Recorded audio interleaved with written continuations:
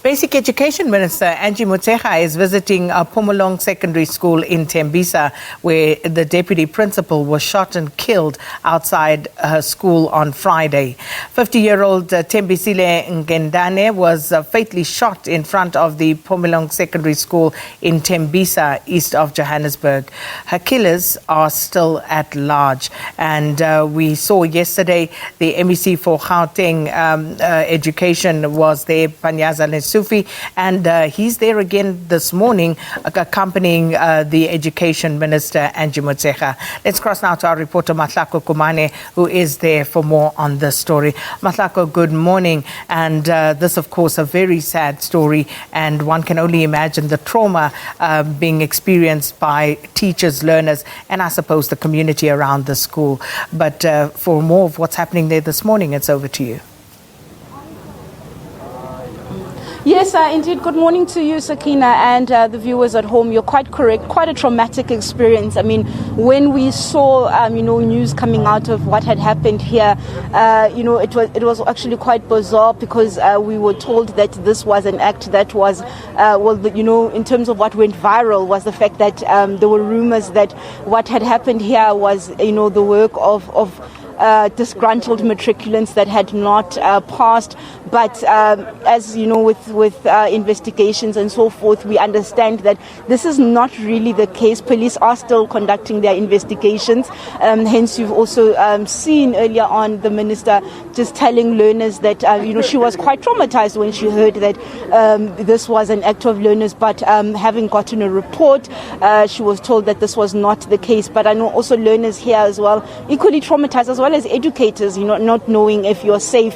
But we are going to wait on police reports, on police investigations, to be able to clear out exactly what is it that is happening here. But let me just maybe bring in Minister Motshekga and just ask her, in terms of her engagements with the school and her reports, we did hear her saying that she was here to give condolences to the schooling community here, saying that it was really, traumatic news to have to hear, but also happening here at school as well. But let me just bring her in and just speak to her on that. Minister, thank you so much for talking to us. I heard earlier on you were saying when you first heard the news, it was quite traumatic, especially considering that educators, as you said, we expect the community to shield educators that come into the community to give that service.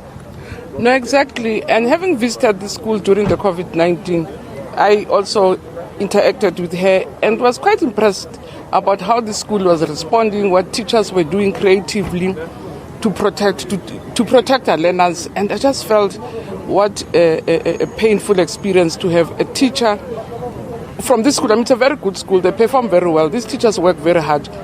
This very teacher was told she was working until late, sorting administrative issues. When everybody was gone, she was still left here.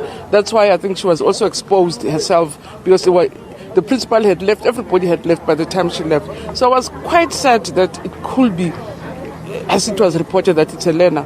But still continues to be said that a teacher, a person of her caliber, hard worker, everybody has got very kind words to say about her. I'm told yesterday there was a young girl who was in a state, but she just bought her uniform with her own money, but she saw that kid needed uniform. So she was that kind of a teacher who went out of her way, who embraced kids, and it would have been very sad if she died in the hands of the very people that she lived for. And also, I know you've said this a couple of times, and I keep quoting you when you say that schools are a reflection of the communities that they find themselves in. I mean, are we going to be engaging the community to see what is it? Do we have plans as a department to do that?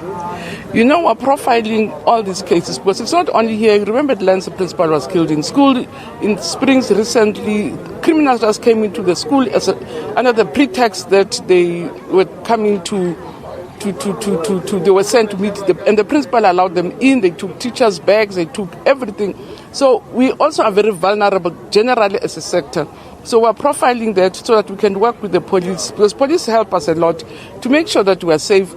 Communities, even here in this instance, the communities have been assisting, have been supportive. This has just been a very unfortunate situation. This area generally in education, it has a very strong community. We have very strong policing systems, but I think problems also came in when the community support us. But the principal said even communities themselves are helping just to identify. They're trying to get information of people who might have witnessed what happened.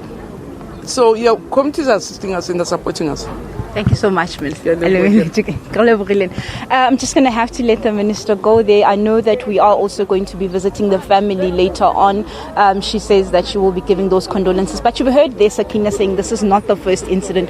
Speaking to the issue of saying that she will be, they are profiling these communities. This is not the first that has happened, that they're quite vulnerable, that they will be working together with law enforcement, but also that communities, I suppose, have been coming to the party, speaking specifically to this community, but saying that and I suppose it remains quite important for communities to also protect the environment that their children go to school, that schools should not become a criminal hub. But we also know that in terms of schools becoming soft targets for criminals, we've heard over the years actually Thembisile Ngendane saying that he simply cannot afford to have securities in every school. It's financially not viable. Also speaking and calling out to communities to also play their part and to ensure that the areas of learning do not become a soft target for criminals and other nefarious activities. Sakina.